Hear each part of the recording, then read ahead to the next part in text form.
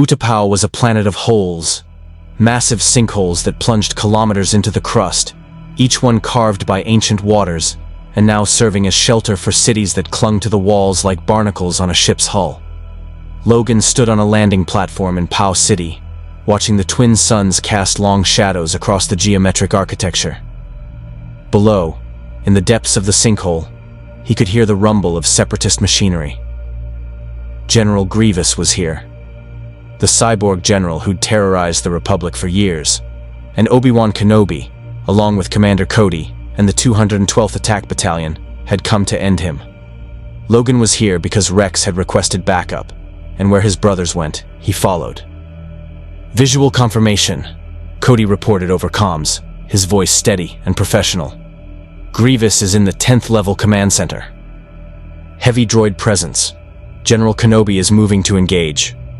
Logan watched from his elevated position as Obi-Wan dropped onto Grievous's platform. Even from this distance, his enhanced senses caught the ignition of lightsabers. 4 of them from Grievous, 1 blue blade from Obi-Wan. The duel began with the clash of plasma and the whir of mechanical limbs. "Wolverine, we're moving to intercept separatist reinforcements," Rex said through the comm. The 501st had arrived as support, their blue-marked armor distinct among Cody's orange-trimmed forces. "Watch our flank. Intelligence suggests the separatists might try to evacuate Grievous if the battle turns." On it. Logan's claws extended as he moved through the city's levels. His enhanced hearing tracked droid movements 3 levels down. His sense of smell picked up the distinctive ozone of blaster fire and the oil-slick scent of battle droids. Everything about this felt routine. Another battle in an endless war. He had no idea how wrong he was. The fighting intensified as Obi-Wan pressed his attack on Grievous. Logan carved through battle droids that attempted to reinforce their general, his adamantium claws making short work of their durasteel frames. Clone troopers advanced in perfect formation, their training evident in every coordinated movement. After 3 years of war, they'd become the most effective fighting force in the galaxy, and they were Logan's family. "Good work, Wolverine," Cody said, his voice holding that note of respect Logan had earned through countless battles. "You've cleared the eastern approach. General Kenobi should have a clean shot at— Wait, I'm receiving a transmission. Priority Alpha." Logan's enhanced hearing caught the change in Cody's breathing. Something was wrong. The clone commander's heartbeat accelerated, his biochemistry shifting in ways Logan had learned to recognize as combat readiness. But there were no enemies nearby. "Cody?" Logan questioned. "What's— Execute Order 66. The words came through Cody's comm in a voice Logan had heard before in holographic addresses, Chancellor Palpatine. But there was something different about the tone. Something cold. Absolute. Cody's posture changed instantly. Every clone on the battlefield stopped moving in perfect synchronization, as if someone had flipped a switch in their minds. Their weapons, which moments ago had been firing at droids, slowly turned toward new targets. The Jedi. "Cody?" Logan called out, approaching the commander. "What the hell's going on?" Cody's blaster rose, tracking something above them. Logan's gaze followed the barrel. Obi-Wan Kenobi, riding a Varactyl lizard mount along the sinkhole wall after defeating Grievous. The Jedi Master was vulnerable, unaware, victorious.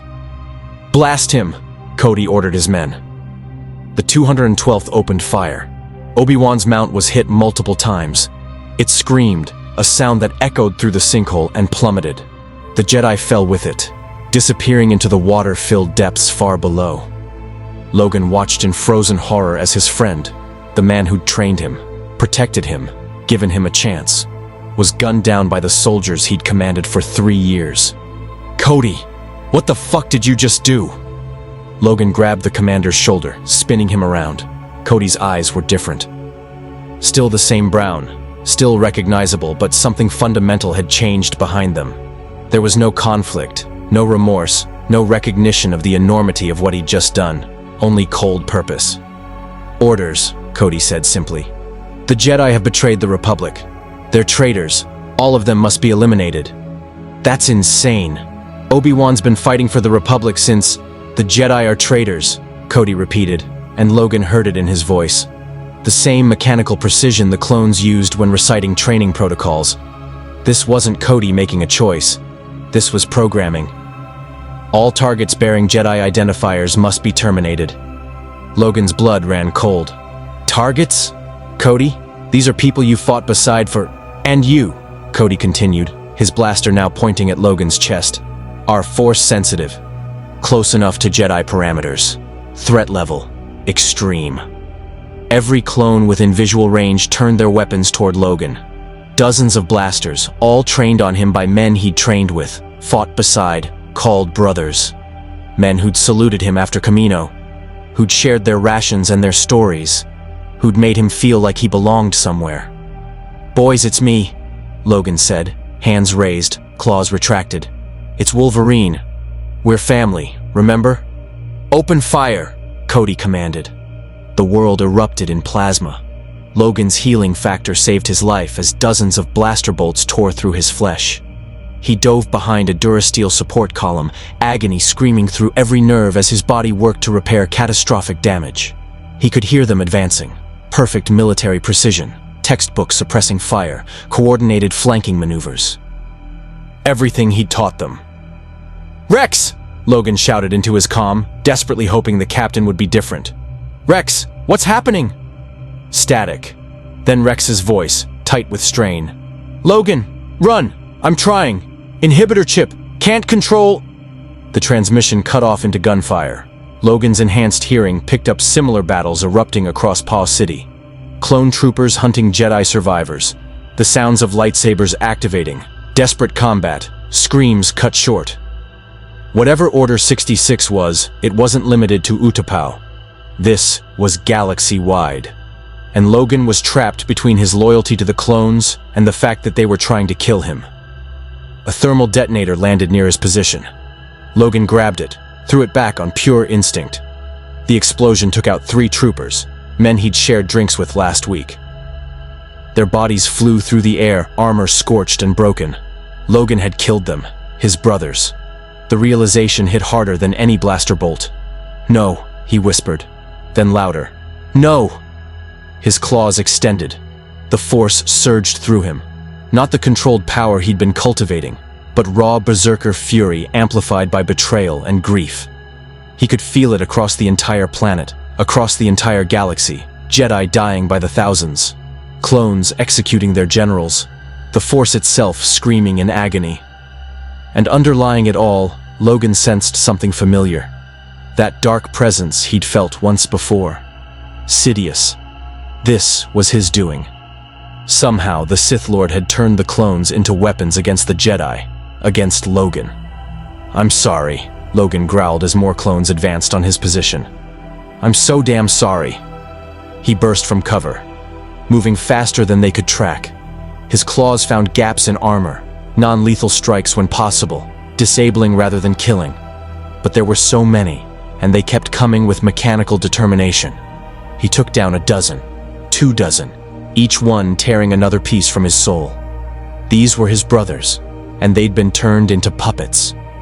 Logan fought his way to a starfighter hangar, leaving a trail of unconscious and wounded clones behind him. He could have killed them all. His healing factor and combat experience made him nearly unstoppable against conventional forces. But every clone he permanently injured, every life he took, felt like murder. He found a small transport ship, its controls simple enough for someone who'd flown Blackbirds back home. As he fired up the engines, blaster fire pinged off the hull. Through the viewport, he saw Cody organizing the 212th for another assault, his face showing no emotion beyond tactical calculation. "I'll fix this," Logan promised, though Cody couldn't hear him. "Whatever they did to you, I'll find a way to undo it." The ship lifted off, escaping Utapau's gravity well as the city became a distant memory below. Logan set coordinates for Coruscant, the heart of the Republic, where answers might be found. But his enhanced senses picked up something that made his blood freeze. Across the galaxy, through the Force, he felt them dying. Jedi Masters, Padawans, younglings, entire temples going silent. An order of peacekeepers that had stood for millennia was being exterminated in a single coordinated strike. And the men doing it were Logan's brothers, transformed into executioners against their will. Logan's claws scored deep grooves in the ship's control console as rage and grief warred inside him. The Force churned around him, dark and violent and barely contained. Order 66 had just destroyed everything he'd fought for. And somewhere, Logan knew, Palpatine was smiling. The Jedi Temple burned. Logan's transport approached Coruscant through orbital traffic that seemed oblivious to the apocalypse unfolding below. The massive pyramid of the temple, symbol of peace and justice for thousands of years, belched smoke into the planet-wide city's atmosphere. Even from orbit, Logan's enhanced vision caught the flash of blaster fire in the temple's corridors. The 501st Legion surrounded the building. Rex's men, Logan's brothers. Unidentified vessel, you are entering restricted airspace, a clone pilot's voice crackled over the comm. Transmit your clearance codes or be fired upon. Logan recognized the voice. Axe, one of Rex's flight officers. They'd played Sabacc together 3 weeks ago. Logan had lost 50 credits and hadn't minded because Axe's laugh was infectious. Now that same man was threatening to shoot him down. Axe, it's Logan. Wolverine. I'm coming into negative. All Force sensitives are designated hostile. Turn back or we will engage. Axe, listen to me. Laser fire from a V-19 Torrent starfighter answered his plea.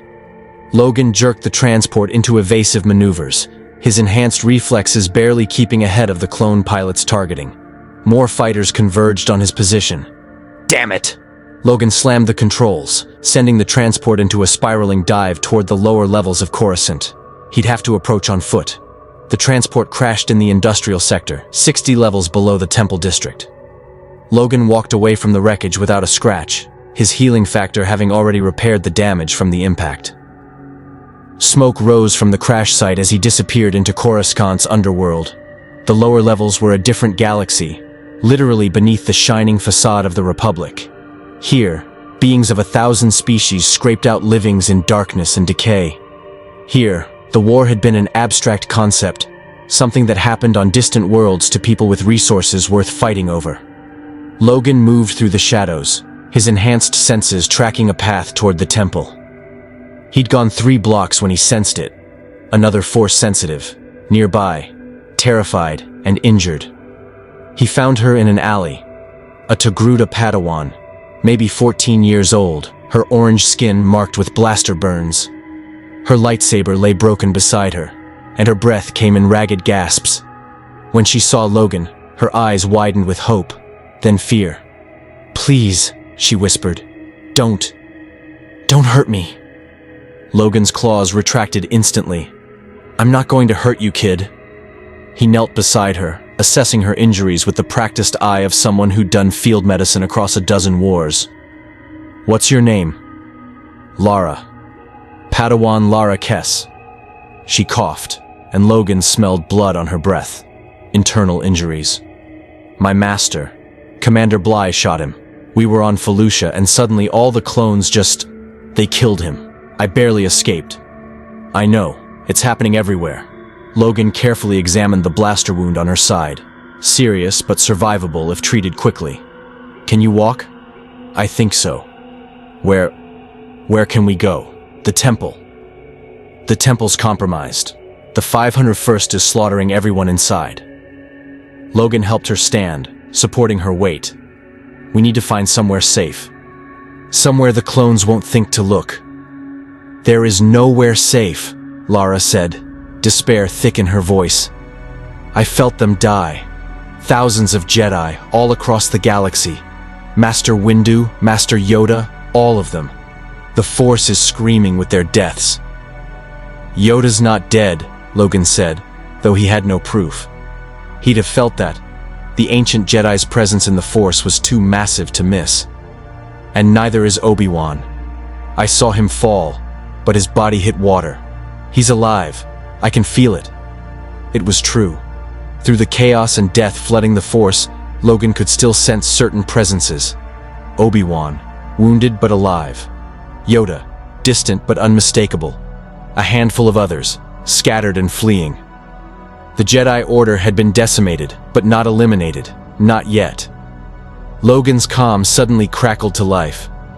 "Logan, if you're Receiving this, Rex's voice, strained and desperate. Stay away from the temple. Stay away from any clones. The chip. They put chips in us. Control chips. I'm fighting it, but can't hold on much longer. They're going to execute all Jedi. You're close enough. They'll kill you too. Rex. Logan grabbed the comm. Rex, where are you? I can help. No. Run. Protect the others. The Jedi. Someone has to... Static consumed the transmission. Then Rex's voice returned, cold and mechanical. Target acquired. All units, converge on my position. Eliminate with extreme prejudice. The comm went dead. Logan's grip bent the device's metal casing. Rex was still in there, fighting the programming, trying to warn him even as the chip forced him to hunt. These weren't his brothers anymore. They were prisoners in their own bodies, forced to commit genocide against their will. We need to move, Logan told Lara. Now. They made it 2 more blocks before the 501st found them. Clone troopers emerged from the shadows, a full squad in the distinctive blue-marked armor Logan had come to associate with courage and brotherhood. Now that armor meant death. Jedi targets confirmed, the squad leader reported. Engaging. They opened fire without hesitation. Logan shoved Lara behind a Durasteel container and took the full barrage. Blaster bolts tore through his flesh, burning away chunks of muscle and tissue. His healing factor worked overtime, regenerating damage as fast as it occurred. He screamed, not from pain, though that was immense, but from the sheer wrongness of being shot by his own brothers. Run, Logan shouted at Lara. I'll hold them! I won't leave you! You don't have a choice, kid! Logan's claws extended. He charged the clones, moving faster than their targeting could track. His claws found armor joints, disabled weapons, incapacitated without killing. But more kept coming. An entire platoon, maybe more, all converging on their position. Logan fought like a demon, his berserker rage barely contained.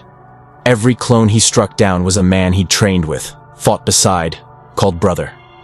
Every blow felt like a betrayal, even as he knew they were the ones being betrayed. Controlled, used, turned into weapons against their will. A flash of blue light. Lara had grabbed a fallen clone's blaster and was providing covering fire. Her Jedi training evident in her precise shots. She wasn't trying to kill either, just disable and suppress. The temple, she shouted. There's an emergency evacuation route through the lower levels. If we can reach... An explosion cut her off. Logan's enhanced senses caught it a split second before impact. Thermal detonator. He grabbed Lara and dove, shielding her body with his own as the blast tore through the alley. His back was flayed open, adamantium skeleton visible through charred flesh. The pain was indescribable. But he'd saved her. Go, Logan rasped, his healing factor slowly regenerating the catastrophic damage. Run. Find other survivors. Tell them the clones can't help it. They're being controlled. I'm not leaving. That's an order, Padawan. Logan forced himself to his feet, his back still healing, muscles and skin knitting back together. You survive. You remember. You make sure people know what really happened here. Lara's eyes filled with tears, but she nodded. She ran. Logan turned to face the advancing clones. More were coming. He could hear their coordinated movements, smell their standard-issue equipment, sense their unwavering determination through the Force.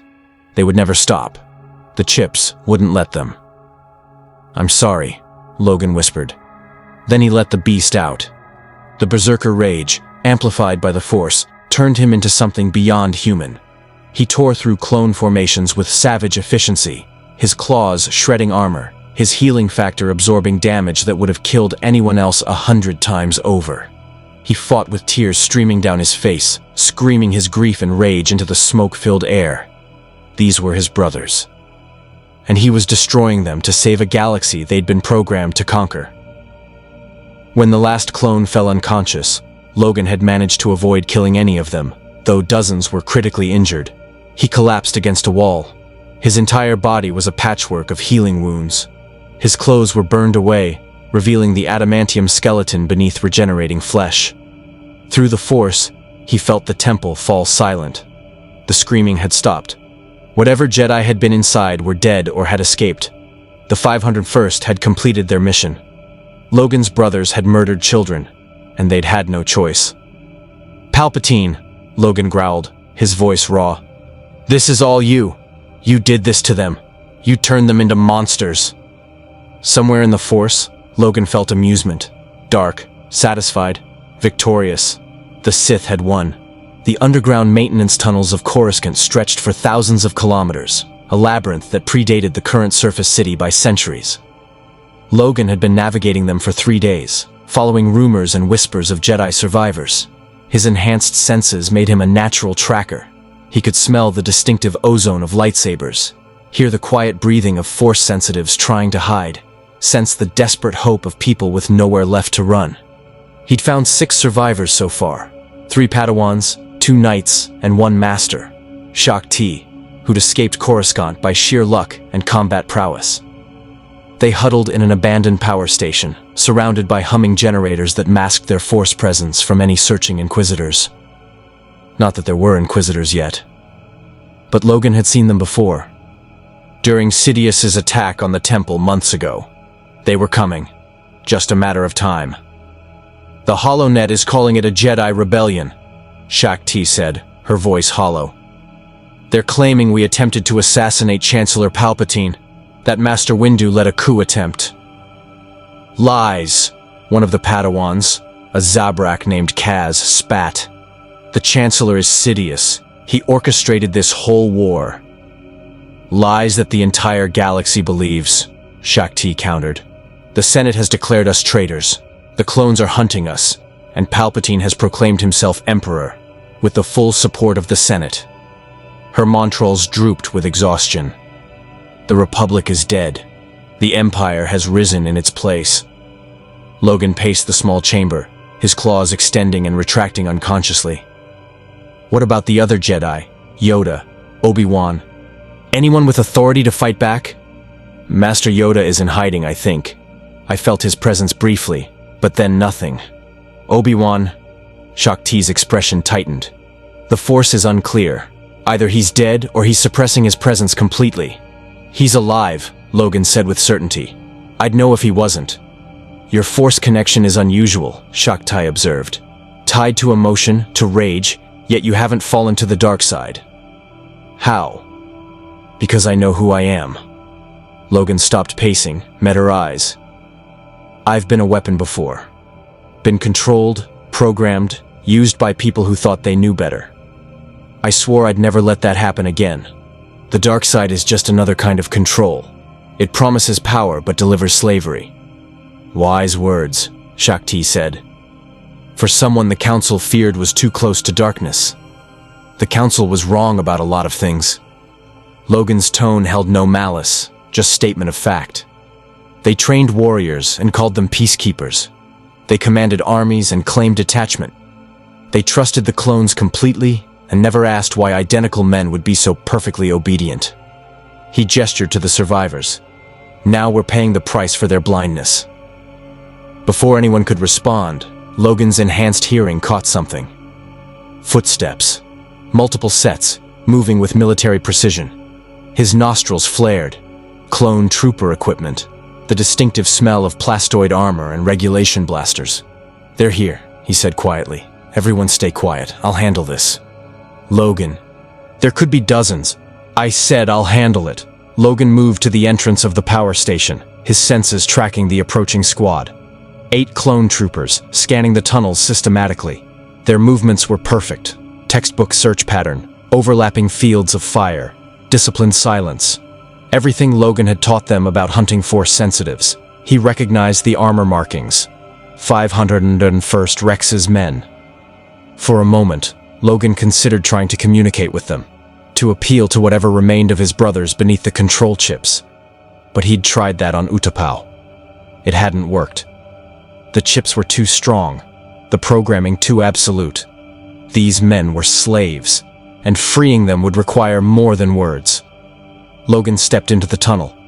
"Looking for someone, boys?" 8 blasters swiveled toward him instantly.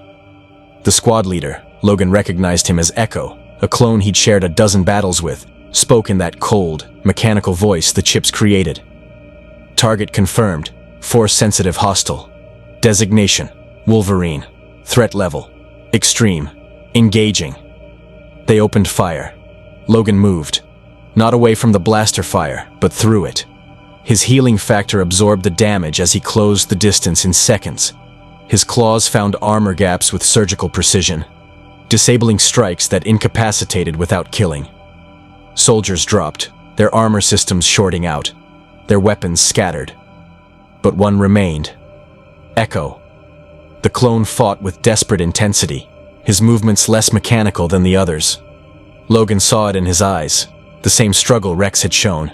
The chip was fighting Echo's natural personality, trying to suppress the bond of brotherhood they'd forged over 3 years of war. "Logan," Echo gasped, his blaster trembling. "Don't let me do this." "I won't, brother." Logan's claws retracted. He moved close, risking the point-blank shot. "Fight it. I know you're in there." "Can't. Chip too strong." Echo's finger tightened on the trigger. Logan moved faster, knocked the blaster away, and wrapped Echo in a restraining hold. The clone struggled, his training making him a formidable opponent even without weapons. But Logan's strength and experience won out. He held Echo until the clone's struggles weakened, until exhaustion made resistance impossible. "I'm sorry," Logan whispered. "I'm so damn sorry." Echo collapsed, unconscious but alive. Logan dragged him and the other incapacitated clones into a side tunnel, away from the power station.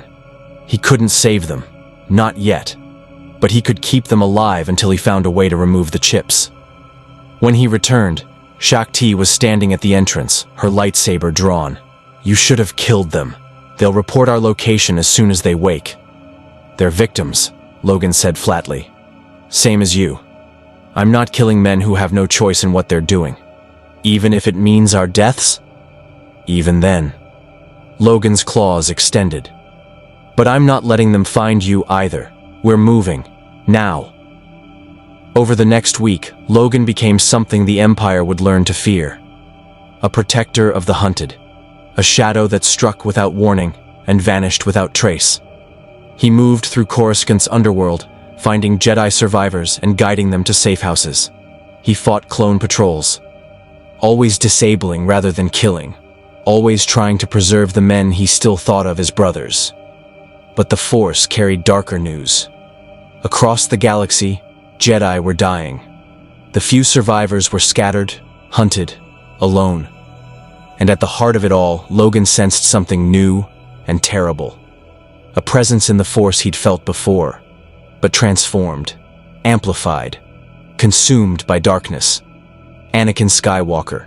Except Anakin was dead, if the rumors were true. Killed in the Jedi Temple assault.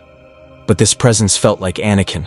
The same passionate intensity, the same raw power, wrapped in dark side corruption so complete, it was almost unrecognizable. "Shakti," Logan said, finding the Jedi Master in their latest hiding spot. "There's something coming. Something powerful and dark. It feels like Anakin, but wrong." Shakti's face went pale. "That's impossible. Anakin died trying to defend the younglings from the 501st. Did he?" Logan's enhanced senses had picked up inconsistencies in that story from the beginning. Or is that what Palpatine wants everyone to believe? Before Shakti could answer, the wall exploded inward. The figure that stepped through the smoke and debris was a nightmare made real. Black armor from head to toe, a cape that seemed to drink in light itself, and a breathing apparatus that filled the air with mechanical respiration. In his hand, a crimson lightsaber burned with barely contained fury. But it was the presence in the Force that confirmed Logan's fears. Beneath the armor, beneath the dark side corruption, the core remained unmistakable. Anakin Skywalker had become something else, something monstrous. "Lord Vader," Shakti whispered. Horror and recognition warring in her voice. The armored figure's respirator made his voice deep and inhuman. "The Emperor has commanded your deaths. I am here to fulfill his will." Logan's claws extended with that distinctive snicked sound. "Anakin, if you're in there." "Anakin Skywalker is dead," Vader stated. I destroyed him. The lightsaber swept down toward Shakti. Logan intercepted it with his adamantium claws. The lightsaber's plasma met unbreakable metal, and for a moment both combatants froze in surprise. Impossible, Vader said. What are you? Logan grinned, feral and dangerous. I'm the guy who's gonna teach you that the dark side don't make you invincible, kid. He attacked with everything he had, claws, rage, and the primal force connection that made him something the galaxy had never seen. His adamantium claws could block Vader's lightsaber. His healing factor absorbed force chokes and dark side attacks. His berserker fury matched Vader's Sith rage blow for blow. They fought with devastating intensity, tearing apart the safe house, their battle spilling into the tunnels. Vader was powerful, stronger in the Force than Logan, more skilled with a blade. But Logan was relentless, immortal, and fighting for people he'd sworn to protect. You were supposed to be the chosen one, Logan snarled, driving Vader back. You were supposed to destroy the Sith, not join them. The Jedi were corrupt. Vader's voice held rage and pain beneath the mechanical distortion. They would have destroyed everything I loved. The Emperor showed me true power. The Emperor turned you into a slave. Logan's claws scraped across Vader's chest plate, leaving deep scores in the armor. Just like he turned the clones into slaves, can't you see that? For a moment, just a heartbeat, Logan felt conflict in Vader. The tiniest flicker of Anakin Skywalker, buried deep beneath the dark side corruption. Then Vader's hand extended, and the Force slammed into Logan with crushing power. Logan flew through 3 walls, his skeleton absorbing the impact that would have pulverized a normal being. He staggered to his feet, his healing factor repairing cracked ribs and internal bleeding. Through the holes in the walls, he saw Vader advancing on the other survivors. No! Logan charged back, but Vader was faster. His lightsaber swept through the air, and Shakti barely parried the strike. The other Jedi ignited their own weapons, but they were exhausted, traumatized. No match for a Sith Lord in his prime. Logan reached them just as Vader's blade descended toward a Padawan. His claws intercepted the lightsaber inches from the boy's throat. Shakti, get them out of here, Logan roared. I'll hold him. You'll die. I don't die easy, go! The Jedi fled. Vader moved to pursue, but Logan tackled him, driving them both through another wall. They fell into a massive vertical shaft, one of Coruscant's countless infrastructure columns. They plummeted together, trading blows in mid-air, lightsaber clashing against adamantium claws as the city's depths rushed up to meet them. Logan grabbed Vader's cape, yanked hard, used it to swing himself onto the Sith Lord's back. His claws punched through armor gaps, seeking vulnerable flesh. Vader screamed, more machine than man, and the dark side erupted from him in a shockwave that sent Logan flying. They hit the bottom level separately. Logan crashed through an abandoned building, his body breaking and healing in rapid succession.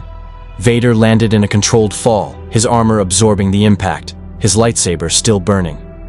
You cannot win, Vader stated, walking toward Logan's position. I am more powerful than any Jedi. The dark side has made me unstoppable. Logan pulled himself from the rubble. Every bone in his body had broken. His healing factor was working overtime to repair the damage. But he stood anyway, claws extended, defiant.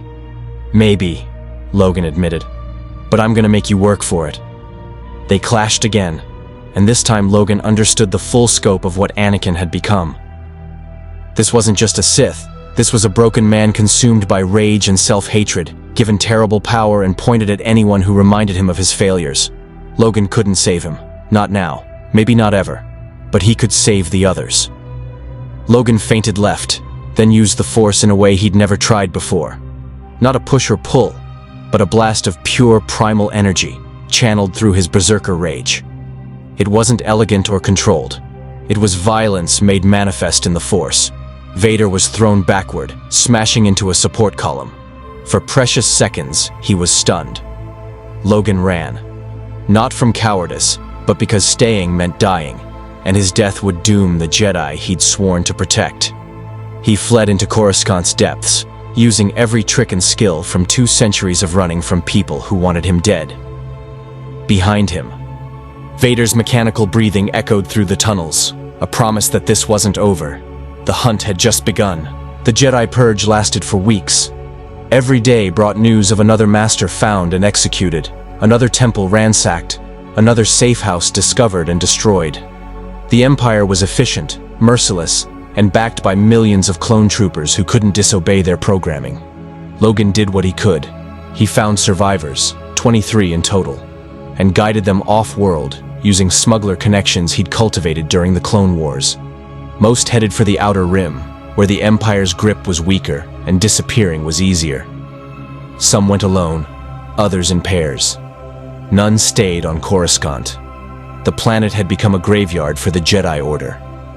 Logan operated from the abandoned industrial sectors, living like he had before he'd found purpose with the clones. Alone, hunted, surviving day by day. His face was on every bounty board from the core worlds to wild space. 50 million credits, alive. The same price Dooku had placed on him, now offered by the Empire. Every bounty hunter in the galaxy wanted a piece of him. He'd killed 4 already. Not clone troopers. Logan still couldn't bring himself to kill his brothers, even with the chips controlling them. But bounty hunters were fair game. They chose this hunt. They wanted him dead or captured for credits. Logan gave them what they wanted, just not the way they expected. He was cleaning his claws, removing the blood and grime from the latest encounter, when his comm crackled to life. A frequency he'd thought dead. A voice he'd thought he'd never hear again. Logan. Rex's voice was strained but clear. No mechanical coldness, no chip programming, just Rex. If you're receiving this, I need your help. Logan grabbed the comm so hard the casing cracked. Rex, is that really you? It's me. Exhaustion saturated every word. The chip. I got it out, found a medical droid that could remove it. But Logan, it's worse than we thought. Every clone has one. Millions of us, all programmed to execute Order 66. We didn't have a choice. We couldn't. His voice broke. We killed them. We killed the Jedi, our friends, our generals. Logan's claws retracted. It wasn't you. It was the chip. You're not responsible for what you were forced to do. Tell that to the Padawans we gunned down. The self-loathing in Rex's voice was palpable. Tell that to the masters who trusted us right until we put blasters to their heads. The chip made us do it, but our hands still pulled the triggers. Where are you? Abandoned medical facility, level 13113, sector G17. Rex paused. I'm not alone. Found a few others who managed to resist long enough to get the chips out. Wolf, Gregor, a couple others. But most of the boys, they're still under, still hunting, still killing anyone the Empire tells them to. I'm coming to you. Stay put. Logan, wait. There's something else. Rex's voice dropped lower. I know why Palpatine did this. Why he created us. We were never meant to save the Republic. We were always meant to destroy the Jedi. The entire war was designed for this moment. 3 years of building trust, fighting side by side, becoming brothers in arms, all so we could get close enough to execute them without suspicion. Logan's jaw clenched. That means every battle, every mission, every clone who died was part of the plan. We were weapons pointed at the Jedi from the moment we were created, and now the Empire owns us, uses us, forces us to hunt the very people we swore to protect. Rex's voice turned desperate. Logan, we need to free them, all of them. Every clone deserves the chance to choose for themselves whether to serve the Empire or fight back. Removing chips from millions of clones? That's impossible. Maybe, but we have to try. A pause. There's a surgical droid at the Kamino facility, the one who designed the chips. Nala say, if we could get to her, force her to create a chip removal procedure that could be mass-produced.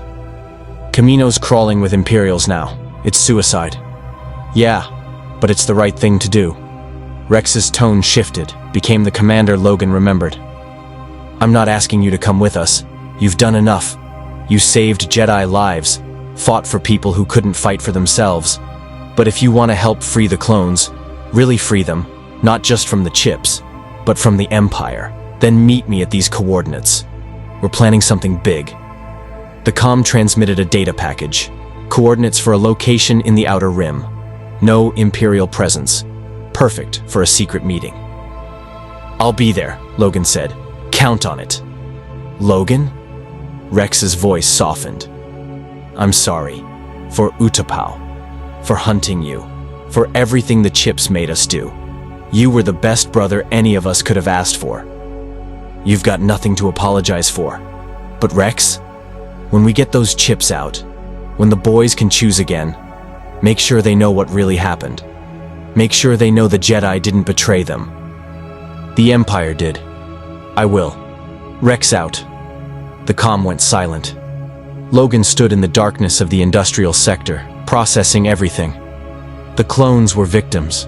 The Jedi were victims. The entire galaxy had been manipulated by Palpatine's decades-long scheme, and now millions suffered under an empire built on lies and genocide. But Rex was right about one thing. The clones deserved freedom, deserved the chance to choose their own path. And if there was even a slim possibility of removing those chips, of giving his brothers back their free will, Logan had to try. Even if it meant going back to Kamino. Even if it meant facing the entire Imperial war machine. Logan's claws extended one more time as he looked up at the Coruscant skyline, now dominated by Imperial Star Destroyers instead of Republic vessels. The Jedi were scattered. His brothers were enslaved. The galaxy had fallen to tyranny. But Logan had fought impossible odds before, had survived when survival seemed impossible, had protected people when no one else would. The Empire thought it had won, thought the purge was complete and resistance was futile. They were about to learn they were wrong.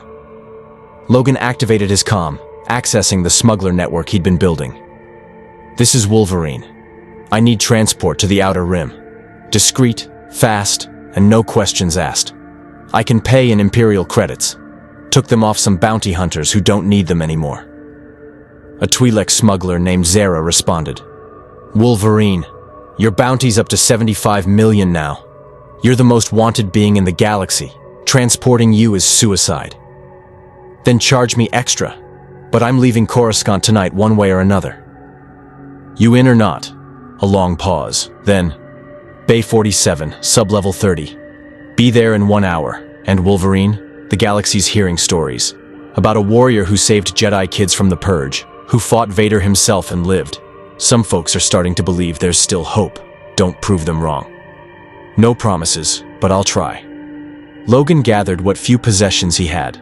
His tattered clothes, a comlink, and the knowledge of where every Jedi survivor had fled. That information stayed in his head, never written down, never transmitted. If the Empire caught him and broke him, he'd die before giving up those locations. As he made his way to the spaceport, Logan's enhanced senses caught something that made him freeze. A presence in the Force, familiar, powerful, coming closer. Vader. The Sith Lord was hunting him again, probably tracking his comm transmission. Logan had minutes, maybe less, before Vader's superior Force abilities pinpointed his exact location. He could run, try to reach the spaceport before Vader caught up, or he could face him. Finish what they'd started in the depths of Coruscant. Logan's claws extended as he stepped into an open plaza, abandoned in the curfew hours the Empire had imposed. The perfect battlefield. No civilians to get caught in the crossfire. No clone troopers to force Logan into making impossible choices. Just him and the monster Anakin Skywalker had become. Vader emerged from the shadows, his red lightsaber casting crimson light across the Duracrete. His mechanical breathing echoed through the empty space, a sound Logan had come to associate with death and corruption. You should have fled the planet when you had the chance, Vader stated. Now, you will die here, alone and forgotten. I've died before, kid. Never quite sticks. Logan rolled his shoulders, loosening muscles that had been healing and fighting non-stop for weeks.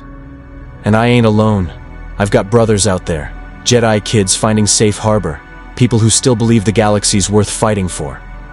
His eyes met Vader's mask. What do you have? An emperor who uses you like a attack dog? An empire built on the corpses of your friends? That armor keeping you alive while you wish you'd died on Mustafar?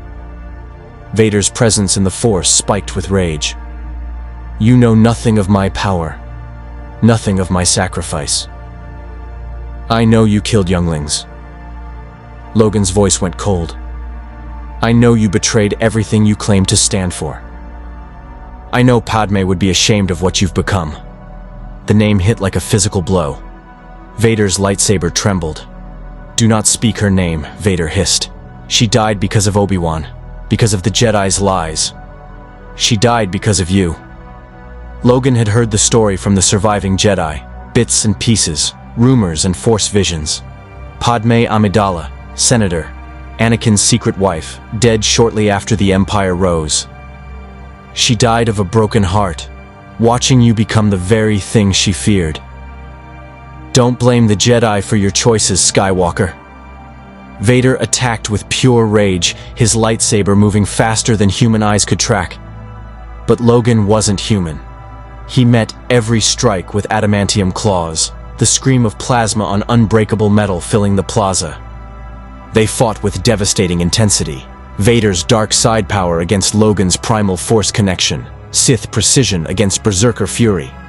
"You cannot win," Vader declared, even as Logan's claws scored another hit on his armor.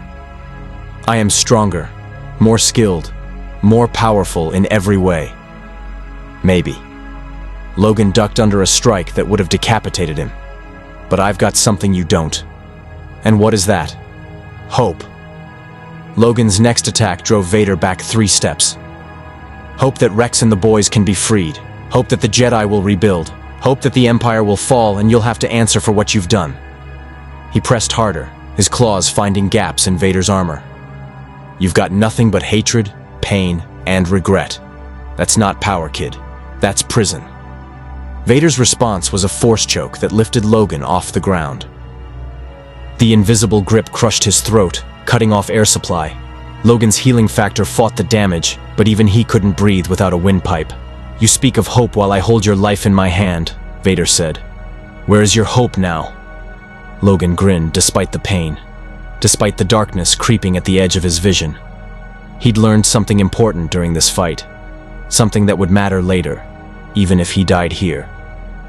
Vader was holding back. Some part of Anakin Skywalker still existed beneath the armor and the dark side corruption.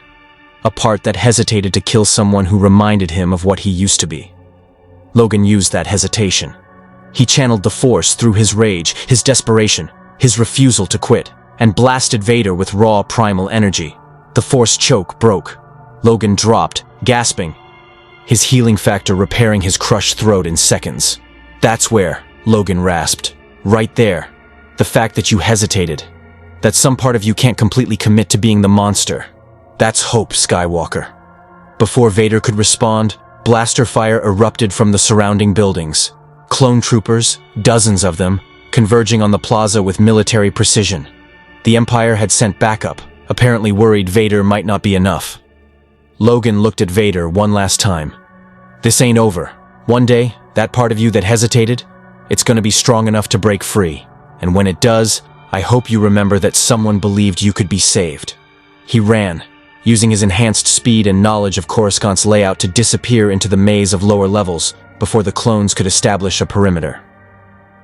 Behind him, he heard Vader's mechanical breathing, felt the Dark Lord's rage through the Force. But he also felt something else, a tiny spark of conflict, buried deep beneath layers of dark side corruption and self-hatred. Anakin Skywalker wasn't completely dead. Not yet. Logan reached the spaceport with minutes to spare, his clothes scorched and torn, his body still healing from the fight. Zira's ship, a modified YT-1300 freighter, waited with engines hot and boarding ramp down. "You look like hell," Zira observed as Logan stumbled aboard. "Feel worse. Let's go." The ship lifted off just as Imperial forces surrounded the spaceport. TIE fighters scrambled to intercept, but Zira was a skilled pilot. She threaded through Coruscant's traffic, dodging pursuit, and made the jump to hyperspace with seconds to spare. As the stars stretched into lines and the galaxy blurred around them, Logan collapsed into a seat. His healing factor finally caught up with the accumulated damage from weeks of fighting, running, protecting. Every muscle ached. Every nerve screamed exhaustion. But he'd survived. The Jedi he'd saved were safe. And Rex was free, working to free others. The galaxy was dark, the Empire triumphant, and hope seemed like a foolish dream. But Logan had fought through darker times, had survived worse odds, had found reasons to keep going when giving up seemed easier. He'd do it again. For his brothers, for the Jedi, for everyone suffering under the Empire's boot. The war wasn't over. It was just beginning. And this time, Logan knew exactly what he was fighting for. The outer rim world of Dantooine was mostly farmland, rolling plains of golden grass stretching to distant horizons. It was remote, unimportant to the Empire, and perfect for a secret meeting. Zira's freighter touched down near ancient ruins that predated the Republic by millennia. Old Jedi structures, now abandoned and forgotten. Rex waited among the broken columns, his armor stripped of the blue markings that had defined him for 3 years. He wore civilian clothes now, but the military bearing remained. Beside him stood 4 other clones, Wolf, Gregor, and 2 Logan didn't recognize. All had removed their chips. All wore the same haunted expression. "You came," Rex said as Logan descended the boarding ramp. "Said I would." Logan clasped the captain's forearm in the warrior's greeting they'd shared 100 times. "Good to see you without that chip turning you into a puppet. Good to be free." Rex's voice held an edge. "Even if freedom means knowing exactly what we did, what we were forced to do." He gestured to the others. "This is all of us. 5 clones who managed to resist long enough or got lucky enough to remove the chips. Out of millions. 5's a start," Logan said. "What's the plan?" Wolf stepped forward, his cybernetic eye whirring as it focused on Logan. "Kamino. The Kaminoans have the chip specs, the surgical procedures, everything we need. If we can get that data and broadcast it to the galaxy, sympathetic doctors could start removing chips. Slowly, maybe, but it's possible. The facility's under Imperial control," Gregor added. His manner was more relaxed than the others. But Logan sensed deep trauma beneath the casual exterior. Heavy garrison, star destroyers in orbit. They're using it to produce more clones for the Empire. "More slaves," Rex corrected bitterly. "They're creating more slaves." Logan studied the assembled clones. "You're talking about a suicide mission. Even if we reach Kamino, even if we get the data, the Empire will throw everything they have at us. We'd be lucky to escape alive." "We know." Rex met his eyes. "But we have to try. These aren't just clones to me, Logan. They're my brothers. Every single one. And they deserve the chance to choose for themselves whether to serve the Empire or resist. We can give them that chance, but only if we're willing to risk everything." Logan's claws extended halfway. "I'm in. But we need more than 5 clones and 1 mutant. We need a ship that can get past Imperial blockades, weapons that can handle garrison troops, and a way to extract the data without the Empire destroying it out of spite." "Already working on it," a new voice said. From the ruins emerged a figure Logan hadn't seen in weeks. Shakti, the Jedi Master he'd helped escape Coruscant. Behind her came 3 more Jedi survivors, their robes travel-worn but their lightsabers still functioning. "You made it off-world," Logan said, relief evident in his voice. "Thanks to you." Shakti approached, her presence in the Force calm despite everything she'd endured.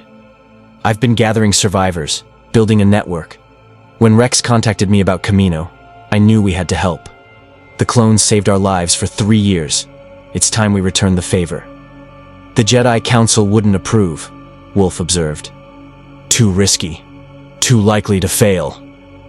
"The Jedi Council is dead," Shakti said bluntly. "Masters Yoda and Obi-Wan are in hiding. The Order is scattered. We survivors get to make our own choices now." She looked at Logan.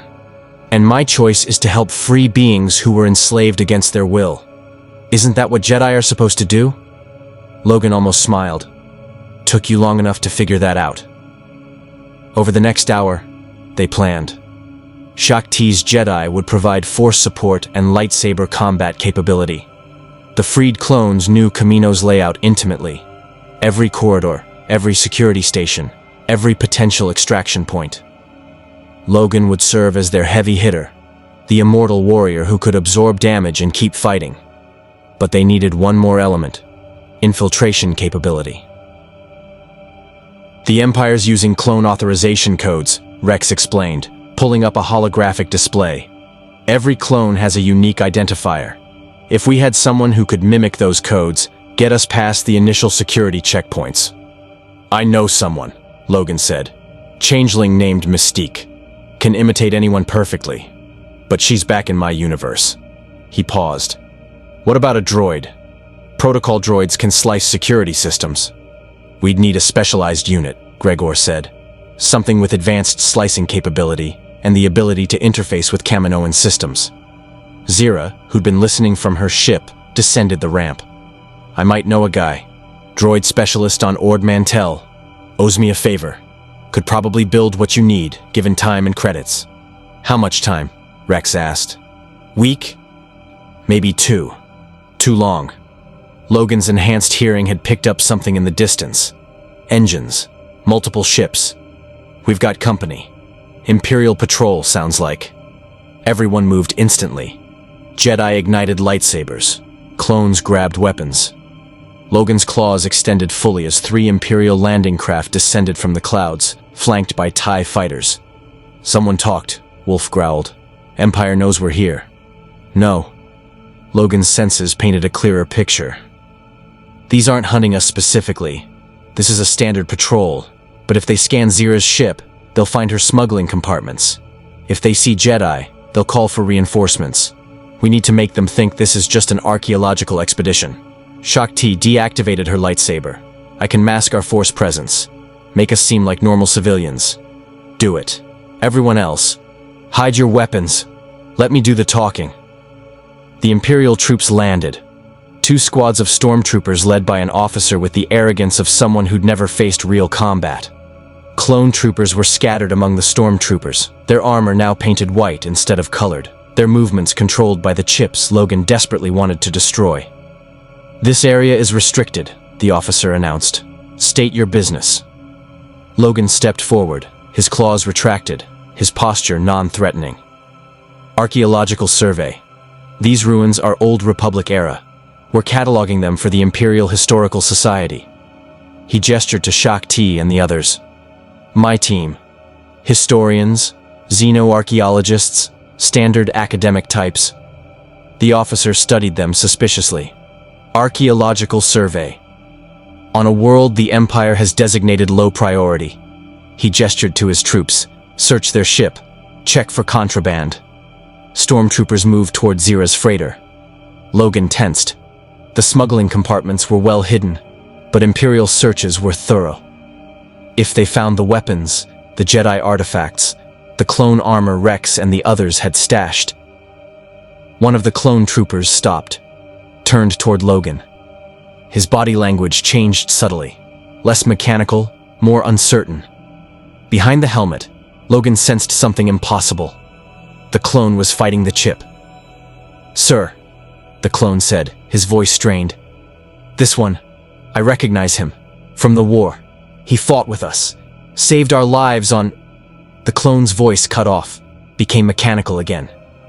Apologies, sir. Momentary malfunction, continuing search. But the moment had been enough. The Imperial officer's suspicion crystallized into certainty. You're the one from the bounty notices. Wolverine, the Jedi sympathizer. His hand moved toward his comlink. All units, we have a priority target. Logan moved faster than the officer could react. His claws extended and he grabbed the Imperial by the throat, not killing but silencing. The stormtroopers raised their weapons instantly. Kill them, the officer choked out. The plaza erupted in violence. Jedi lightsabers ignited, deflecting blaster bolts. Freed clones fought their chipped brothers with desperate precision, trying to disable rather than kill. Logan tore through stormtroopers. The non-clone troops were fair game, and he showed them exactly why his bounty was 75 million credits. But the clone troopers were the problem. They fought with the same skill and coordination Logan had spent years training into them. Every tactic he'd taught them, they used against him now, and he still couldn't bring himself to kill them. "We can't win this," Shaak Ti shouted, deflecting blaster fire from 3 directions. "More reinforcements are coming." She was right. Logan's enhanced hearing picked up additional craft approaching. 2 more landing ships, maybe more. The Empire was converging on their position. "Fall back to the ship," Rex ordered. "Fighting retreat pattern Delta." They moved as a unit, the freed clones and Jedi providing covering fire while Logan served as a living shield. Blaster bolts tore through his flesh. He'd stopped counting after the 20th hit. His healing factor worked overtime, regenerating tissue even as more damage poured in. They reached Zira's ship just as the second wave of Imperials landed. The Twi'lek pilot fired up the engines immediately, the boarding ramp still lowering as everyone scrambled aboard. "We've got TIE fighters inbound," Zira shouted from the cockpit. "This is going to be rough." The freighter lifted off under heavy fire. One engine took a direct hit, sputtering but holding. Zira pushed the ship into a steep climb, dodging incoming fire through a combination of skill and desperation. In the cargo hold, Logan pressed his hand against the bulkhead, feeling the ship shudder with each hit. Through the force, he sensed something that made his blood run cold. The clone who'd recognized him, who'd fought the chip for just a moment, was being disciplined by the Imperial officer, punished for his malfunction. Sent for reconditioning. Another brother lost to the Empire's control. "Kamino," Logan said, his voice hard as adamantium. "We're going now. No more waiting for the perfect plan, no more gathering resources. Every day we delay, more clones are used as slaves. More are reconditioned until there's nothing left of who they were. We end this now." Rex looked at Wolf, then back at Logan. "We're not ready. We don't have the slicing droid. We don't have a complete infiltration plan. We never will be ready. The Empire's too strong, too organized, too ruthless." Logan's claws extended. "But that's never stopped me before. I've fought impossible odds my whole life. Usually because it was the right thing to do, not because I could win." Shaak Ti placed a hand on his shoulder. "The Jedi way teaches patience, planning, wisdom." "And where did that get you?" Logan's tone wasn't cruel, just honest. "The Order's destroyed. The clones are enslaved. The galaxy's under Imperial control. Maybe it's time to try something different. Maybe it's time to fight even when the odds are impossible, because fighting is better than accepting tyranny." Silence filled the cargo hold. Then Rex stood, removed his helmet, and met Logan's eyes with the same fierce determination that had made him a legendary captain. "You're right," Rex said. "I'm tired of hiding, tired of planning, tired of knowing my brothers are out there, slaves in everything but name." He looked at the other freed clones. "Who's with me?" One by one they stood. Wolf, Gregor, the others. Then the Jedi, Shaak Ti first, followed by her companions. "The Force is with us," Shaak Ti said quietly. "It always has been. Perhaps it's time we had faith in that." Logan nodded, something like hope stirring in his chest for the first time since Order 66. "Zira, set course for Kamino. We're going to start a war." "Pretty sure the war already started," the Twi'lek replied, but her hands were already inputting coordinates. "But what the hell? Nobody lives forever." "I do," Logan said. "And I plan to make the Empire regret that fact." Kamino hadn't changed. The same endless ocean, the same towering cities on stilts, the same constant rain hammering against durasteel and transparasteel. But the Republic symbols were gone now, replaced by Imperial insignia. And the clone troopers who'd once been created here now served as guards, their white armor a mockery of the colorful battalions they'd once belonged to. Zira's freighter approached through the storm, its transponder broadcasting fake credentials, a supply ship delivering medical equipment. The first test of whether their desperate plan had any chance of success. "Imperial Control, this is Freighter Wandering Star requesting approach vector," Zira transmitted, her voice professional and bored. "We have medical supplies for the cloning facility. Authorization code RX792. Logan stood in the cargo hold, listening to the comm chatter with his enhanced hearing. His heart rate was elevated, not from fear, but from anticipation. This was it. The moment where they either freed his brothers, or died trying. "Wandering Star, your authorization code checks out," came the response. "But we're not expecting any supply deliveries today. Stand by for security scan." Rex cursed quietly. "They're going to scan the cargo. They'll see us." "Not if they're scanning the wrong cargo," Shaak Ti said. She closed her eyes, extending her presence in the Force. The Jedi Master reached out, touching the minds of the security officers performing the scan. "You see only medical supplies. Nothing suspicious. Nothing worth investigating." Logan felt the Force ripple. Shaak Ti was using a Jedi mind trick on a massive scale, influencing multiple officers simultaneously. Sweat beaded on her forehead from the effort. "Scan complete," the Imperial controller said after a tense moment. "You're cleared for landing, Base 7. Welcome to Kamino." They'd made it past the first obstacle. The freighter settled onto the landing platform with rain drumming against its hull. Through the viewport, Logan saw clone troopers patrolling in perfect formation, their movements controlled by the chips in their heads.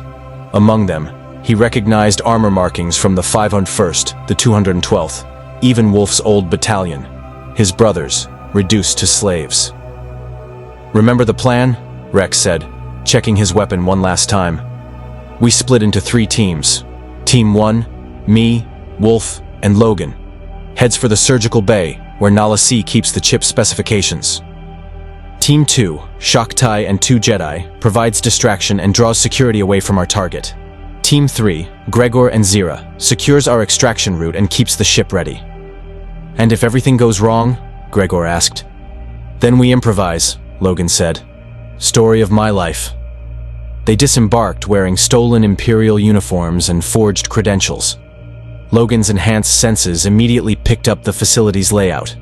The scent of antiseptic and growth accelerants, the hum of countless machines, the heartbeats of millions of clone embryos developing in their tubes. This place was a factory for creating slave soldiers, and Logan was here to burn it down. They made it 3 levels before the first problem appeared. An Imperial officer with a datapad, checking cargo manifests against actual deliveries. He looked up as their group approached, his expression shifting from boredom to suspicion. "You're not on the delivery roster," he said, hand moving toward his comlink. Logan was faster. He grabbed the officer, clamped a hand over his mouth, and dragged him into a side corridor. "Sorry, bub. Wrong place, wrong time." A quick nerve strike rendered the officer unconscious. Not dead. Logan still drew lines, even in war. But neutralized. "That bought us maybe 5 minutes before someone misses him," Wolf said. "We need to move faster." They descended deeper into the facility, past rows of cloning chambers where tiny embryos floated in nutrient solution. Each one would grow into a soldier programmed from birth to obey, to fight, to die without question. Logan's rage built with every chamber they passed. "There," Rex whispered, pointing to a secured door marked with Kaminoan script. "Nala C's surgical facility. The chip specs should be in her database." "Guarded," Wolf observed. 2 clone troopers stood at attention outside the door, their postures perfect and mechanical. Logan studied them, his enhanced senses picking up details. "They're fighting it. The chips. I can smell the stress hormones, see the micro-tremors. Some part of them knows what they're doing is wrong." "Doesn't matter if they can't override the programming," Rex said grimly. He raised his weapon. "We need to get past them." "No!" Logan stepped forward, retracting his claws. "Let me try something." He approached the guards openly, his hands visible and non-threatening. Both troopers turned toward him, their weapons rising in perfect synchronization. "Halt," one said in that mechanical voice. "This area is restricted to authorized personnel only." "I know," Logan said quietly. "I know you don't want to be here. Don't want to be pointing guns at someone who fought beside you. The chips make you, but some part of you, the real you, is still in there, fighting to get out." The troopers' weapons didn't lower, but Logan sensed something change. A flicker of conflict, a moment of hesitation. "I'm here to free you," Logan continued. "All of you. Every clone with a chip in his head. Every brother forced to serve the Empire. But I need your help. I need you to lower your weapons and let us pass. Just for a minute." just long enough to get the data that could save you all. For a heartbeat, nothing happened. Then one trooper's hand trembled. The barrel of his weapon dipped slightly. "Brother," the clone whispered, his voice cracking through the mechanical programming. "Brother, I can't." "The chip. Fight it," Logan urged. "You're stronger than the programming. You're more than what they made you. You're a soldier who chooses his own battles. Choose this one. Choose freedom." The trooper's weapon lowered completely. Then his partners did the same. Both clones stood there, trembling with the effort of resisting their programming, their entire beings focused on that single act of defiance. "Go," one managed to choke out. "Quickly. Can't hold much longer." Rex and Wolf moved past, accessing the door's security panel. Logan stayed with the troopers, his presence somehow helping them maintain their resistance. "What are your names?" Logan asked. "CT-7184, one said. "CT-6772, said the other. "No, your real names. The ones you chose for yourselves." A pause, then Apex, Jumper, good names, strong names. Logan placed a hand on each trooper's shoulder. "When this is over, when the chips are out and you're free, find Rex. Find me. We'll remember what you did here. We'll make sure everyone knows you were the first to resist. The first to choose." The door opened. Rex gestured urgently from inside. Logan gave the trembling clones one last look of respect, then entered the surgical facility. Inside, banks of computers stored decades of Kamino and research. Nala Se, the facility's chief scientist, stood at a workstation, her elongated neck craning as she turned toward the intruders. "This area is restricted," she said in her calm, clinical voice. "I must ask you to—" She stopped, her large eyes recognizing Rex. "You, CT-7567. You removed your inhibitor chip. That is unfortunate." "Unfortunate for you," Rex said, his weapon trained on her. "We're here for the chip specifications, the removal procedures, everything you've got on the inhibitor chips, and you're going to give it to us." "I cannot do that. The chips are essential for clone stability and function. Without them, we get to choose," Rex interrupted. "Without them, we're people instead of property. Now give us the data or—" Alarms blared throughout the facility. Red warning lights bathed everything in crimson. "Security breach," Nala Se said, almost apologetically. "The guards you incapacitated triggered a delayed alert. The facility is now in lockdown. Stormtroopers will arrive in approximately 90 seconds. Logan's enhanced hearing confirmed it. Dozens of boots marching their direction, weapons priming, orders being shouted. They were out of time. "Wolf, download everything," Logan ordered. "Rex, cover him. I'll buy you time." "Logan, there's too many—" "I don't die easy, remember?" Logan's claws extended with that distinctive snikt. "Get the data. Save our brothers. I'll handle the welcoming committee." He stepped back into the corridor just as the first wave of Imperial forces arrived. Stormtroopers and clone troopers, at least 30 of them, all weapons trained on his position. "Stand down," the commanding officer ordered. "You are surrounded and outgunned." Logan grinned, feral and dangerous. "Story of my life, bub." He attacked. The corridor became a slaughterhouse, though Logan was careful to avoid lethal strikes on the clone troopers, focusing his killing intent on the stormtroopers who'd chosen to serve the Empire. His claws flashed through armor and flesh. His healing factor absorbed damage that would have killed anyone else 20 times over. He fought with the precision of 2 centuries of combat experience and the fury of someone protecting his last chance to save his family. Blaster bolts tore through him. He ignored them. A thermal detonator exploded point blank. His healing factor regenerated the damage in seconds. They kept coming, and Logan kept fighting, his berserker rage channeled through desperate purpose.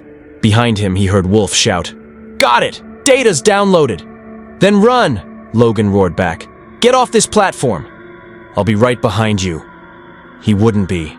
They both knew it. There were too many Imperials, and more kept coming. Logan could fight for hours, days even, but eventually he'd be overwhelmed. His healing factor had limits, not in death, but in exhaustion. Eventually he'd collapse, and the Empire would have him. But his brothers would be free. That's what mattered. Logan fought on, each strike buying precious seconds for Rex and Wolf to escape with the data that could liberate millions. His claws sang through the air, his body moved faster than human eyes could track, and the Force flowed through him like a raging river. Then something changed in the Force, a massive presence, dark and powerful, approaching rapidly. Vader. Of course, the Empire had stationed their attack dog here. Of course, Palpatine would protect Kamino with his most powerful weapon. Logan had hoped to avoid another confrontation with the Sith Lord, but hope had never been his strong suit. "Clear the corridor," Vader's mechanical voice commanded.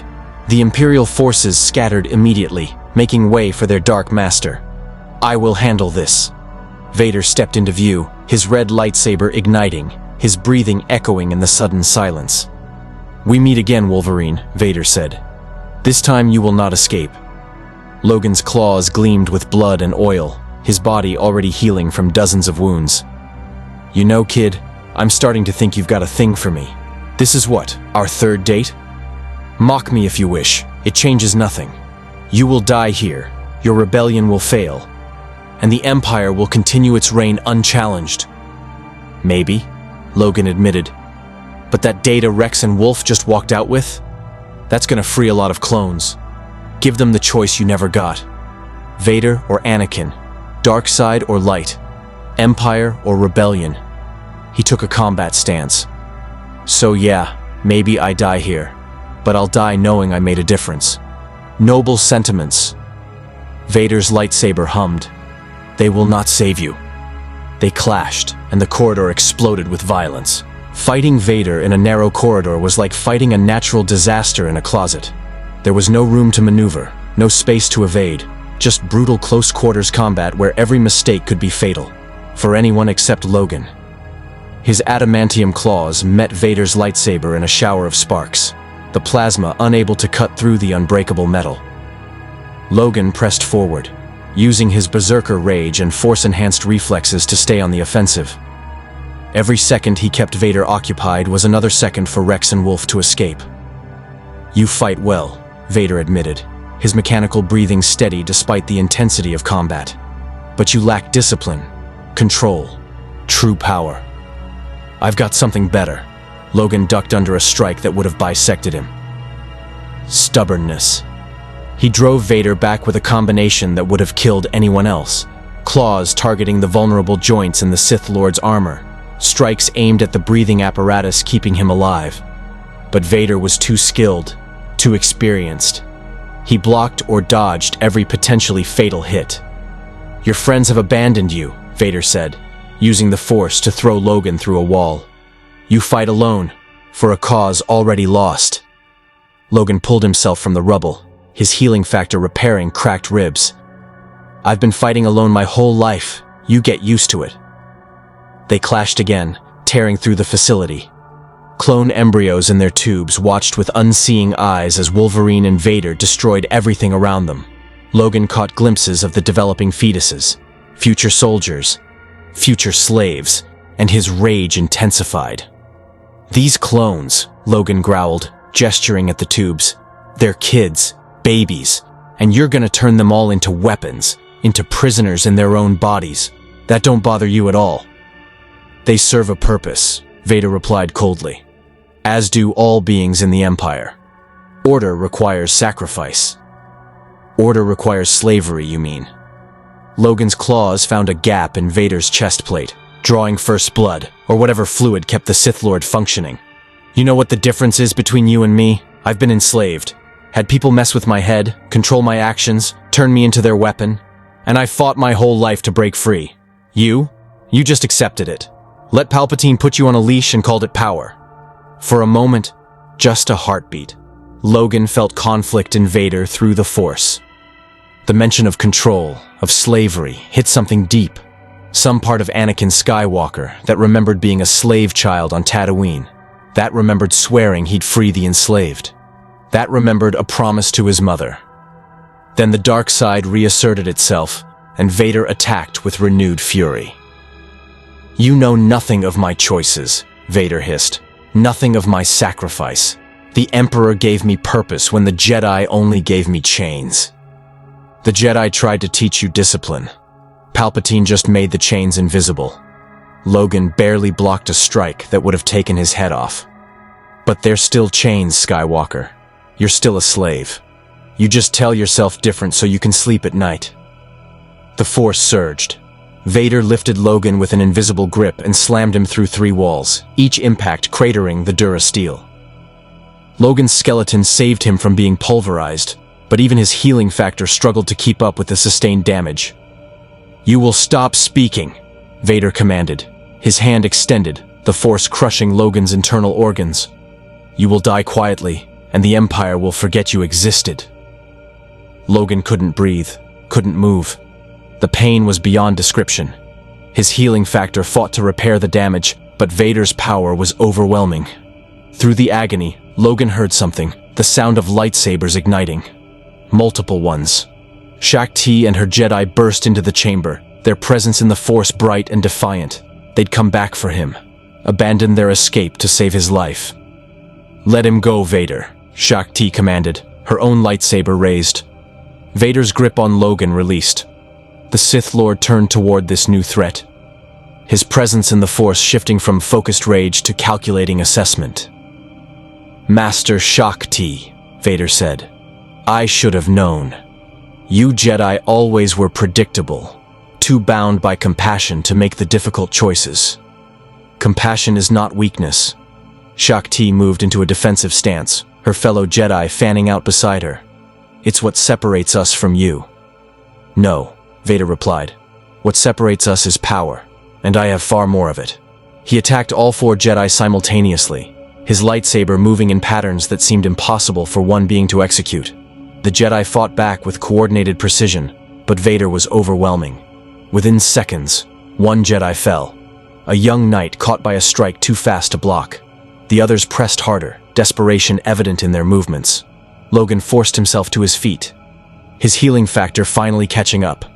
His body was a mess of internal bleeding and broken bones, but he could move, could fight. He charged Vader from behind, claws extended, a roar of berserker fury escaping his throat. Vader sensed him coming and spun, but not fast enough. Logan's claws raked across the Sith Lord's back, tearing through armor, cutting deep. Vader screamed. A sound of rage and pain filtered through his respirator and lashed out with the Force. Both Logan and the Jedi were thrown back by the shockwave. "Enough," Vader growled. His breathing was labored now, his movements slightly off balance. Logan's strike had done real damage. "The Emperor warned me you were dangerous. I should have listened." He raised his lightsaber for a killing strike toward the nearest Jedi, then stopped. Tilted his head as if hearing something through his comlink. "The data has been transmitted," Vader said, and Logan heard genuine frustration in his mechanical voice. "Your allies escaped and broadcast the chip specifications across the holonet. Every resistance cell, every rebel sympathizer, every doctor with basic surgical knowledge now has the information needed to remove the inhibitor chips." Logan grinned through the pain. "Told you we'd make a difference. A temporary setback. The Empire will hunt down and eliminate anyone attempting chip removal. Your victory is meaningless." "Is it?" Shakti moved to stand beside Logan, helping support his still healing body. "Millions of clones now know they can be freed. Doctors across the galaxy have the procedures. You can't stop information once it's free. The Empire just lost control of its army." Vader's presence in the Force spiked with dark rage, but he didn't attack. Instead, he took a step back, his lightsaber still ignited but his posture defensive. "The Emperor has ordered Kamino's destruction," Vader said. "This facility will be obliterated to prevent rebel forces from seizing it. You have 10 minutes to evacuate before the orbital bombardment begins." "You're destroying your own cloning facility?" Logan asked. "Better destroyed than in enemy hands." Vader began backing away. "We will meet again, Wolverine, and next time, I will not underestimate you." He vanished into the facility's depths, leaving Logan and the Jedi alone among the cloning chambers. "He's not bluffing," Shakti said. "I can feel it in the Force. Star destroyers are moving into bombardment position. We need to leave, now." "The embryos," one of the Jedi said, looking at the thousands of tubes. We can't just leave them to die. Logan looked at the developing clones, future soldiers who'd never asked to be created, never chosen their fate. They were innocent. But there were millions of them, and no way to evacuate them all in 10 minutes. We can't save them, Logan said, the words tasting like ash. We don't have time or resources, but we can make sure no more are created. Make sure the Empire can't keep breeding slave soldiers. He moved through the chamber, his claws extended, and began systematically destroying control systems. Not the embryos themselves. He couldn't bring himself to kill defenseless life, but the machines that would create more. Every computer terminal, every control panel, every piece of equipment necessary for the cloning process. The other Jedi joined him, using their lightsabers to cut through technology that had produced armies. Rex is signaling, Shakti said, checking her comlink. They've reached the ship. Zira's ready for immediate departure. Then let's go. Logan took one last look at the embryos. Some would survive the bombardment, maybe. Find their way to freedom somehow. He had to believe that. Had to believe this sacrifice meant something. They ran through corridors filling with fleeing Kaminoans and panicking Imperial personnel. Everyone knew what was coming. Orbital bombardment was indiscriminate, devastating, absolute. Friend and foe alike would die when the Star Destroyers opened fire. Logan's enhanced senses tracked the fastest route to their landing platform. Behind them, he heard Vader's mechanical breathing echoing through the facility, the Sith Lord making his own escape. They'd both survived this encounter. Both would fight another day. But today, the clones had won their freedom. Today, information had proven more powerful than armies. Zira's freighter waited with engines hot, Rex and Wolf providing covering fire from the boarding ramp. Logan and the Jedi sprinted across the platform, blaster bolts tracking their movement, but none finding their mark. They piled aboard just as the first turbo laser strikes hit Kamino's upper levels. The entire city shook with the impact. Zira lifted off immediately, pushing the freighter to maximum acceleration. Through the viewport, Logan watched Kamino burn. Entire sections of the cloning facility collapsed into the ocean. Explosions chained through the platforms. The Star Destroyers methodically destroyed what had been the Republic's primary clone production facility.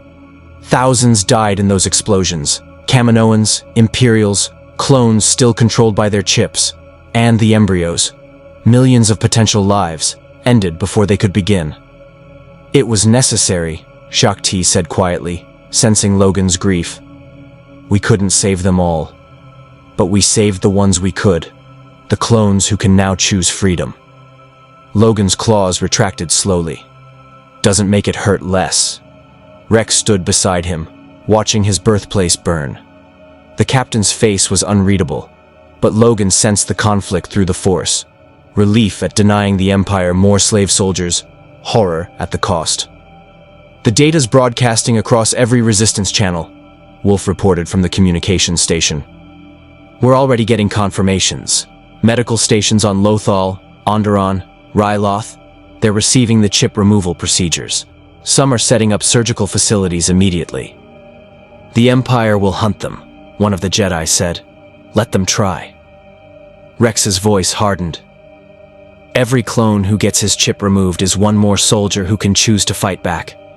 One more brother who gets to be a person instead of property. He looked at Logan. You were right. Fighting was better than planning. We lost people today, but we struck a real blow against the Empire. First of many, Logan replied. This war's just getting started. Zira pulled the freighter into hyperspace, and Kamino's burning remains stretched into starlines. They'd escaped. Barely. Where to now? Gregor asked. Somewhere we can regroup, Shakti said. Gather more survivors. Build a real resistance instead of just scattered fugitives. The Outer Rim, Rex suggested. There are systems out there the Empire barely controls. Places where freed clones and surviving Jedi can start building something new. Logan nodded. It was the same pattern he'd seen a dozen times in his long life. Tyrants rose, resistance formed in the shadows, and eventually the oppressed fought back. The Empire thought it had won. Thought Order 66 had eliminated all threats. They were about to learn how wrong they were. "One thing first," Logan said. "We need to find Obi-Wan and Yoda. If they're still alive, they'll be key to organizing the Jedi survivors. And we need to warn them about Vader, about Palpatine's true power, about everything that's happened." "Master Yoda's presence in the Force is faint," Shakti said. "Intentionally suppressed. He's hiding from the Empire's Force sensitives. Finding him will be nearly impossible." "I've tracked targets across continents," Logan replied. "Across timelines. I'll find him. And when I do, we're gonna have a long conversation about how the Jedi plan to fight back. Because hiding ain't gonna cut it. Not anymore." Rex placed a hand on Logan's shoulder, the gesture of a brother, a friend, a fellow warrior who'd survived hell and come out the other side. "Whatever you need," Rex said. "Wherever this fight takes us, the freed clones stand with you. You gave us back our choice. Now we're choosing to fight." "All of us," Wolf added. Gregor nodded agreement. Logan looked around the cargo hold at this ragtag group. Freed clones, surviving Jedi, a Twi'lek smuggler who'd risked everything for a cause. They were battered, exhausted, traumatized by what Order 66 had taken from them. But they were also unbroken, still fighting, still believing that freedom mattered, that choice mattered, that the galaxy could be more than an imperial prison. "Then let's get to work," Logan said. "The Empire thinks it crushed the Jedi Order, thinks it enslaved the clones, thinks it won." His claws extended one more time, gleaming in the cargo hold's light. Time to prove them wrong. The moon of Bogdan was a cesspool. Criminal hideouts, smuggler way stations, and beings who asked no questions as long as credits changed hands. Perfect for a secret meeting. Logan stood in an abandoned warehouse, rain leaking through the rusted roof, waiting for a contact Rex had insisted was trustworthy. That had been 20 minutes ago. Logan's enhanced senses picked up movement. Someone approaching from the east, moving with military precision despite trying to appear casual. His claws extended halfway, ready, but not threatening. The figure that emerged from the shadows wore civilian clothes and a hood that obscured their face. But the way they moved, the set of their shoulders, Logan recognized a soldier when he saw one. "You're Wolverine," the figure said, female voice, confident. "Rex said you could be trusted." "That goes both ways." Logan didn't retract his claws. "Who are you?" She pulled back her hood, revealing the scarred face of a woman who'd seen too much combat. "Commander Sato. I was with the Republic Navy before—" She paused, pain flickering across her features. "Before it became the Imperial Navy. Before my crew was ordered to bombard civilian targets who refused Imperial occupation. And you refused. And I defected. Took my crew, stole a light cruiser and ran." Sato stepped closer. "There are others like me. Republic officers who won't serve the Empire. Clone troopers who removed their chips and deserted. Senators who spoke against Palpatine's transformation and had to flee for their lives. We're scattered across the Outer Rim, hiding. Trying to survive." "Sounds like the start of a rebellion," Logan observed. "It could be, but we need organization, leadership, hope." Sato's eyes met his. "Rex says you helped broadcast the chip removal procedures, that you fought Vader twice and lived, that you saved Jedi younglings during the Purge. People are hearing those stories, Wolverine.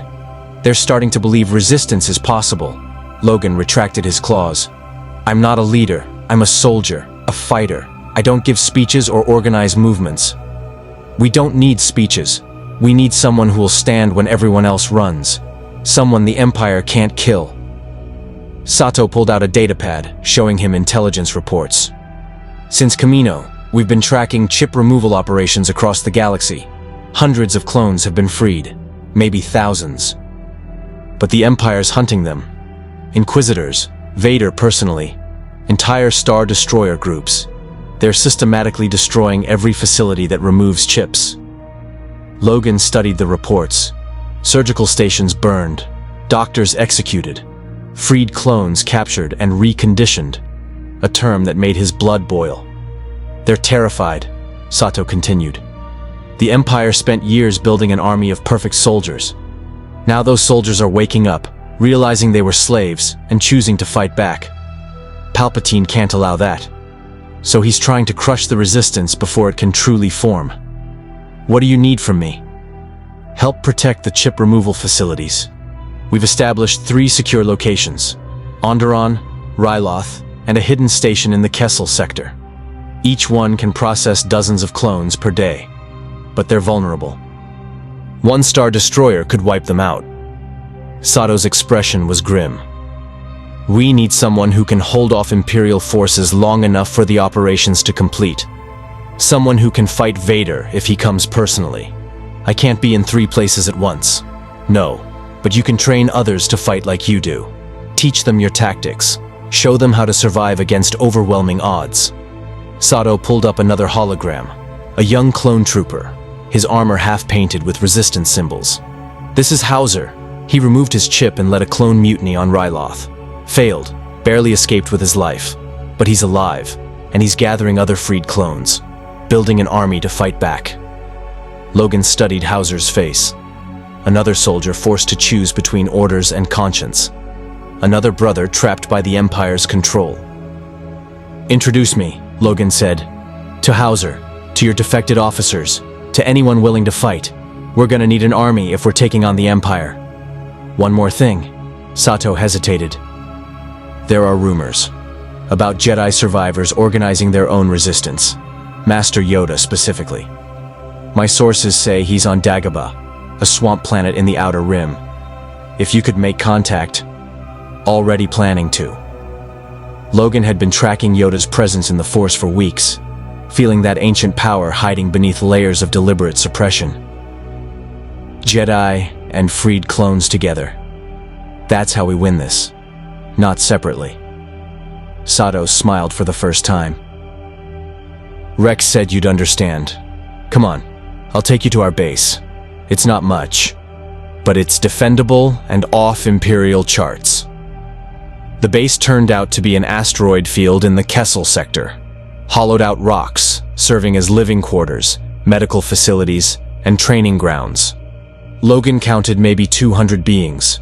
Defected officers, freed clones, Jedi survivors, and civilians who'd fled Imperial persecution.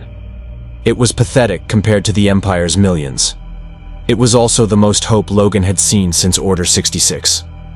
Rex met them at the main hangar, his face lighting up when he saw Logan. You came. Said I would. Logan clasped his brother's forearm. Let's get to work. Over the next weeks, Logan became something he'd never expected. A teacher again. Not of young mutants learning to control their powers, but of soldiers learning to fight an empire. He trained freed clones in guerrilla tactics. Taught Jedi survivors how to fight without relying solely on the Force. Showed defected officers how to think like rebels instead of Republic military.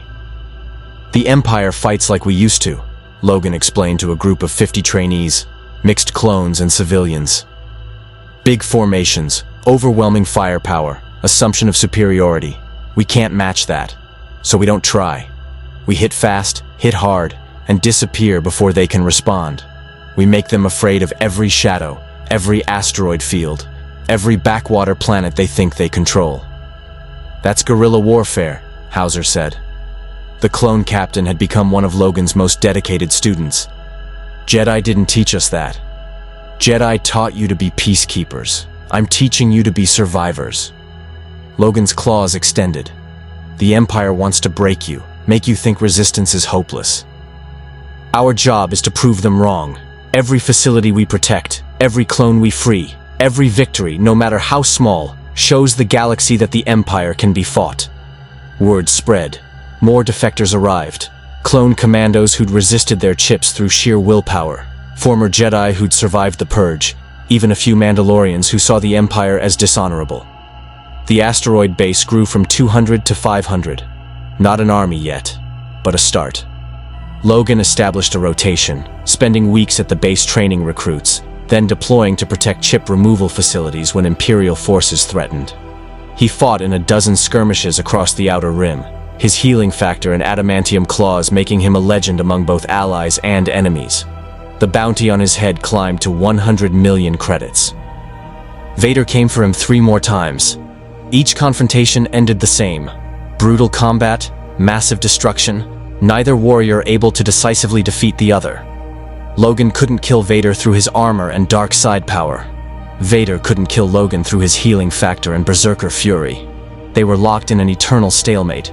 2 immortal warriors fighting a proxy war for the galaxy's soul. "He's obsessed with you," Shakti observed after one particularly vicious battle left half a space station in ruins. "Vader hunts other Jedi survivors, but he pursues you specifically, relentlessly."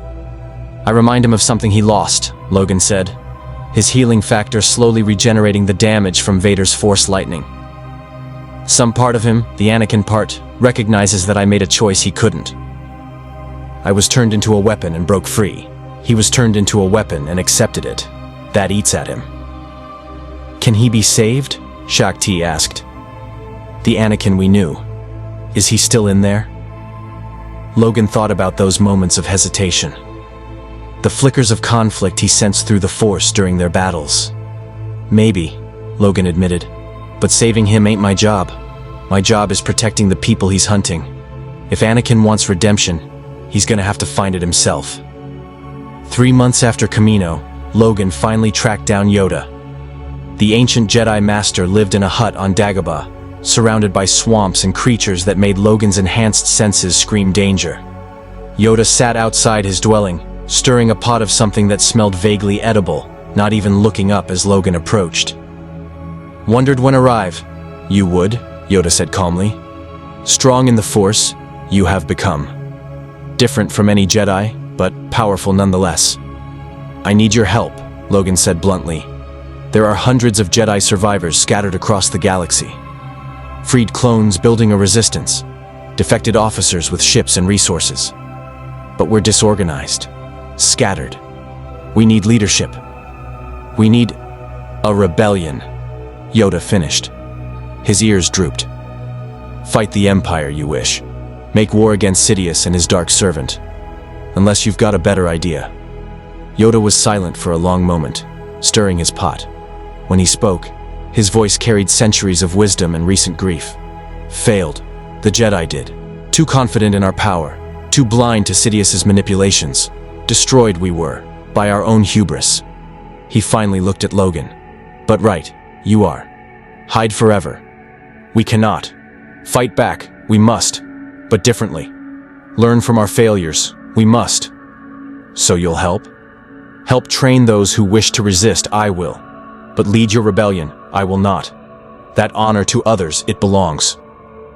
Yoda's gaze sharpened. "To you, perhaps. And to the clones. To those who suffered most from the Empire's evil." Logan shook his head. "I told Sato, I'm not a leader. No. A survivor you are. A protector. One who fights when others would flee." Yoda stood, walking toward Logan with his Geimer stick. "Leadership, many forms it takes. Speeches and strategy, that is one form. But standing when others fall, fighting when hope seems lost, that too is leadership. And that, you have already shown." Logan wanted to argue. But he thought about the trainees looking to him for guidance. About Rex and the freed clones who followed him into impossible battles. About Jedi survivors who trusted his judgment when their own had failed them. Maybe Yoda was right. Maybe leadership wasn't about wanting power or knowing all the answers. Maybe it was just about refusing to quit when everyone else had reason to. "Fine," Logan said. "I'll lead. But we do this my way. No more Jedi dogma about peace and serenity. No more clone programming about obedience and duty. We fight for freedom, real freedom, where everyone gets to choose their own path." "Agree with this, I do." Yoda's eyes twinkled. "Interesting times ahead, I sense. Difficult, yes. Painful, certainly. But also full of hope. The Force is awakening, Wolverine, not in temples or academies, but in the hearts of those who refuse to kneel." Logan extended his hand. Yoda placed his small 3-fingered hand in Logan's palm. "Then, let's give the Empire something to fear," Logan said. "Already do they fear you?" Yoda replied. "Time it is, to show them why. The Imperial Star Destroyer Devastator hung in orbit above Onderon like a blade pressed against the planet's throat. On the surface, in a hidden medical facility carved into the jungle, doctors worked frantically to remove inhibitor chips from clone troopers who traveled across the galaxy for this chance at freedom. Logan stood at the facility's entrance, his enhanced senses tracking the Star Destroyer's movements. Vader was aboard. He could feel the dark presence like a weight pressing against his mind. The Sith Lord had finally tracked down one of the major chip removal operations, and he'd come to end it personally. "Evacuation's almost complete," Rex reported, emerging from the facility. "But we've still got 20 clones in surgery, another 10 waiting. If we leave now, we lose 30 brothers," Logan finished. "Not happening. Logan, that's a Star Destroyer. Even you can't. Watch me." The first wave of Imperial forces landed within minutes. ATSTs, stormtroopers, and clone troopers still controlled by their chips. Logan met them in the jungle, his claws extended, his berserker rage channeled through the Force.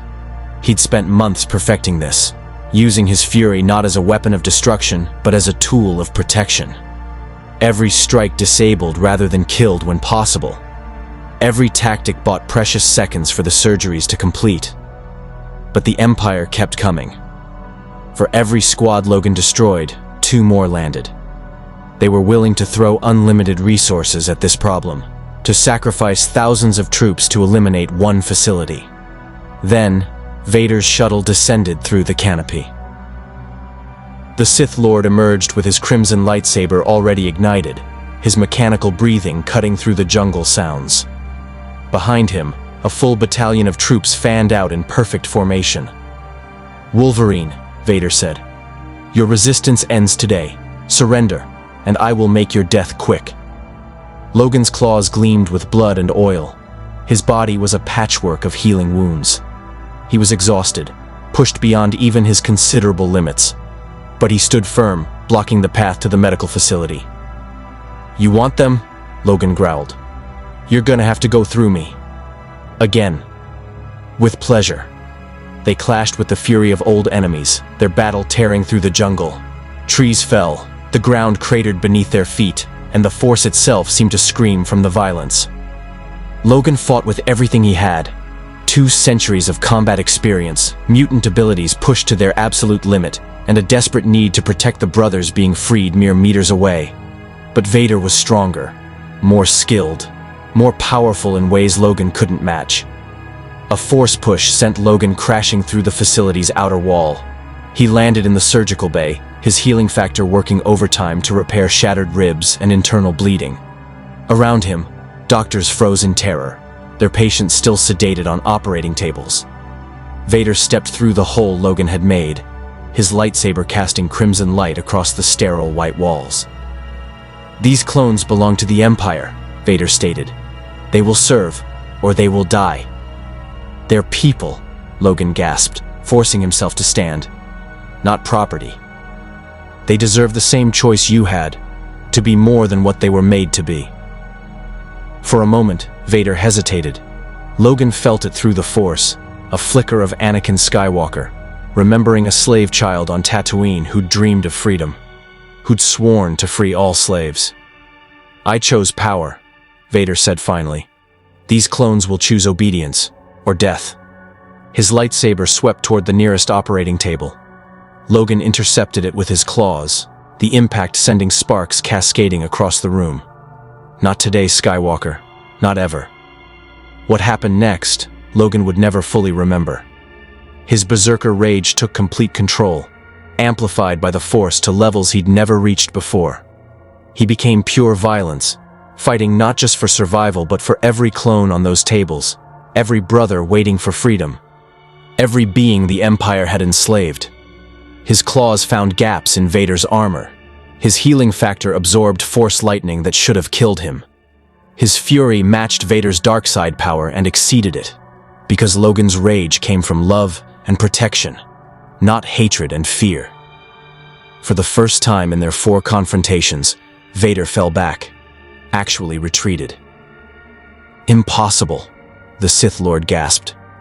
"Your power. You're channeling the dark side. but it's not corrupting you. How? Because I know who I am, Logan snarled. I've been a monster, a weapon, a killer, but I choose every day to be more than that. The dark side is just another cage, and I broke out of cages a long time ago. Vader raised his hand for another force attack, then stopped. His head tilted, listening to something through his comlink. Whatever he heard made his presence in the Force spike with frustration. The battle is not going as planned, Vader admitted. Your rebel forces have engaged the Devastator directly. A foolish sacrifice. Logan's enhanced hearing picked it up too. Space combat in orbit. Rex and the others, in their handful of stolen ships, attacking a Star Destroyer to buy time for the evacuations. That's what brothers do, Logan said. We sacrifice for each other. Vader was silent for a long moment. Then, you cannot win this war. The Empire is too vast, too powerful. Your rebellion will be crushed, and everyone you've saved will die anyway. Maybe, but we'll die free. That's more than your Empire ever offered. Vader deactivated his lightsaber. This facility is lost, but there are others. I will find them. I will destroy them. And eventually, I will destroy you. Looking forward to it, kid. The Sith Lord retreated, his troops withdrawing with him. Within minutes, the Imperial forces had evacuated, leaving behind their dead and wounded. Logan collapsed against a wall, his body finally giving in to exhaustion. Logan! Rex rushed in, his face showing relief and worry. The Star Destroyer's retreating. We did it. We actually held them off. How many? Logan asked, knowing Rex would understand the question. All 30. Every clone got their chip removed. Every brother walked out of here free. Rex's voice cracked with emotion. You saved them all. Logan looked at the surgical bay, at the recovering clones who would now choose their own destinies, and allowed himself a moment of satisfaction. One facility saved. 30 lives freed. Against an empire of trillions, it was nothing, but it was something. And sometimes, something was enough. 6 months after Kamino's destruction, the Rebel Alliance was born. Not in a grand declaration or formal ceremony, but in a crowded hangar on a nameless moon where hundreds of beings gathered. Freed clones, surviving Jedi, defected officers, and citizens who refused to live under tyranny. Logan stood beside Rex and Shock Tai, watching Senator Bail Organa address the assembly. The Empire believes it has crushed all resistance, Organa said, his voice carrying hope and determination. But they're wrong. We are proof of that. Every one of us has chosen to stand against injustice, to fight for freedom, to believe that the galaxy can be more than Palpatine's prison. Applause echoed through the hangar. Logan didn't join it. He'd never been one for politics or speeches. But he respected what Organa represented. Leadership that inspired rather than commanded, that gave people hope instead of orders. We've established chip removal networks on 17 worlds, Organa continued. We've freed over 3,000 clones from Imperial control. We've rescued 42 Jedi survivors and established safe houses across the Outer Rim. None of this would have been possible without the warriors who stood first, who fought when fighting seemed hopeless. Organa's gaze found Logan in the crowd. Wolverine has become a symbol, not just of resistance, but of the idea that one person refusing to quit can change everything. The Empire put a bounty on his head. He responded by saving thousands of lives. Vader himself hunts him. He responds by training others to fight back. Logan shifted uncomfortably. He didn't want to be a symbol, didn't want speeches or recognition. He just wanted his brothers free and the Empire gone. But Rex placed a hand on his shoulder, and Logan understood. This wasn't about him. It was about showing people that resistance worked, that the Empire could be fought, that hope wasn't foolish.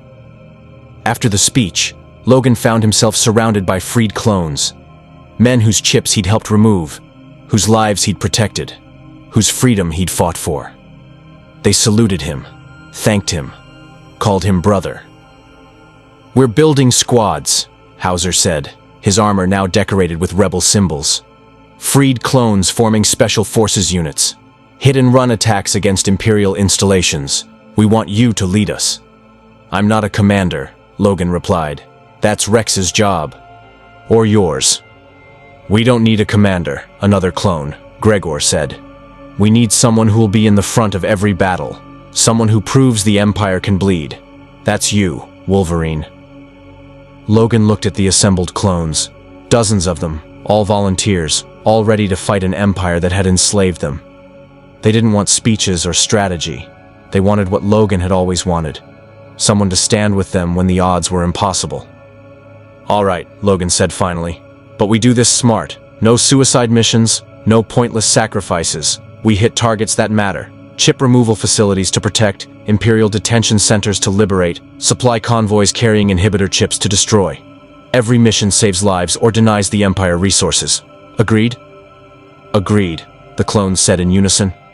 Over the following months, Logan's unit, officially designated Ghost Squadron, but nicknamed Wolverine's Pack, became legendary. They struck Imperial targets across the Outer Rim, always appearing where least expected, always vanishing before reinforcements arrived. Logan led from the front, his healing factor and adamantium claws making him nearly unstoppable. But he also trained every clone in the pack to think independently, to adapt, to be more than the perfect soldiers the Empire had created. He taught them that following orders blindly was slavery, but choosing to fight for something you believed in was freedom. The Empire responded with increasing brutality. Vader personally led multiple operations to destroy Ghost Squadron. Inquisitors hunted Logan across a dozen star systems. The bounty on his head reached 200 million credits, the highest in Imperial history. Logan survived every attempt, and every time the Empire tried to kill him, more clones removed their chips and joined the rebellion. On a quiet night between missions, Logan stood on the observation deck of the Rebel base, a converted asteroid station in the Kessel sector. Through the viewport, he could see stars stretching to infinity, each one potentially harboring an Imperial garrison or a Rebel cell. Thinking about home? Shaak Ti asked, joining him. Always, Logan admitted. Wonder if I'll ever get back, if there's even a way. The Force works in mysterious ways. Perhaps your journey here had a purpose. Shaak Ti studied him thoughtfully. You've changed the course of this galaxy's history, given hope to beings who had none. United clones and Jedi in a way the Republic never achieved. I just did what needed doing. That's what makes you remarkable. Shaak Ti placed a hand on his arm. You don't fight for glory or recognition. You fight because it's right, because people need protecting. That's the truest form of Jedi philosophy. Not the dogma or the rules, but the simple commitment to stand against darkness. Logan's claws extended slightly, then retracted. The Council never would have agreed with that. The Council is gone. We survivors get to build something new, something better. Shaak Ti smiled. And you've shown us how. Not through meditation or detachment, but through passionate commitment to protecting others. Before Logan could respond, alarms blared. Rex's voice came over the intercom. All personnel to battle stations. Imperial fleet dropping out of hyperspace. Multiple star destroyers, TIE fighter screens. This is a full assault. Logan and Shaak Ti ran to the command center. The tactical display showed 3 star destroyers surrounding the asteroid station, their weapons charging. TIE fighters swarmed like angry insects. How did they find us? Hauser demanded. Doesn't matter, Logan said. We need to evacuate, get everyone to the ships, fight our way out. The medical base still has 20 clones recovering from chip removal surgery, Rex reported. They can't be moved quickly. Logan's jaw set. Then we buy them time. Ghost Squadron, with me. Everyone else, cover the evacuation. This station's lost, but we're not leaving anyone behind. The battle that followed was chaos. Logan led Ghost Squadron through the station's corridors, fighting boarding parties of stormtroopers and controlled clones. His pack fought beside him with the same desperate courage, each one knowing they might die but refusing to abandon their brothers. In the hangar, Shaak Ti and the Jedi held off waves of Imperial forces. their lightsabers creating a barrier of light against the darkness. Ships launched, one by one, carrying freed clones and rebel personnel to safety. Logan's enhanced hearing picked up the distinctive sound of mechanical breathing. Vader had come personally. "Get the last ship loaded," Logan ordered. "I'll handle Vader." "Logan, no," Rex started. "That's an order, Captain. Get our people out." Logan charged toward the hangar entrance, meeting Vader as the Sith Lord strode through the smoke and chaos. They clashed without words. They'd fought too many times for speeches. Just pure combat. Two warriors locked in eternal opposition. "You're finished, Wolverine," Vader said, pressing his attack. "This base is destroyed. Your rebellion is scattered. You've lost." "We're still fighting," Logan snarled, his claws finding gaps in Vader's armor. "That means we haven't lost." Behind them, the last transport ship lifted off, carrying Rex and the recovered clones to safety. Logan felt it through the Force. Everyone was away. Everyone was safe. "Go!" Shaak Ti's voice called from the departing ship. "Logan, come on!" But Logan couldn't break away. Vader had him pinned, the Sith Lord's power overwhelming. If Logan retreated now, Vader would destroy the fleeing ships. Someone had to hold him here. Someone had to sacrifice. "Tell Rex," Logan said into his comlink. "Tell him I'm proud to be his brother. Tell them all, every clone, every Jedi, every rebel, keep fighting. Never stop. Never." The station exploded. Star Destroyer turbolasers had finally breached the reactor. The entire asteroid began tearing itself apart, metal screaming, atmosphere venting into space. Logan and Vader were caught in the blast, thrown in opposite directions by the decompression. Logan's healing factor kicked in immediately, repairing damage from the explosion and vacuum exposure.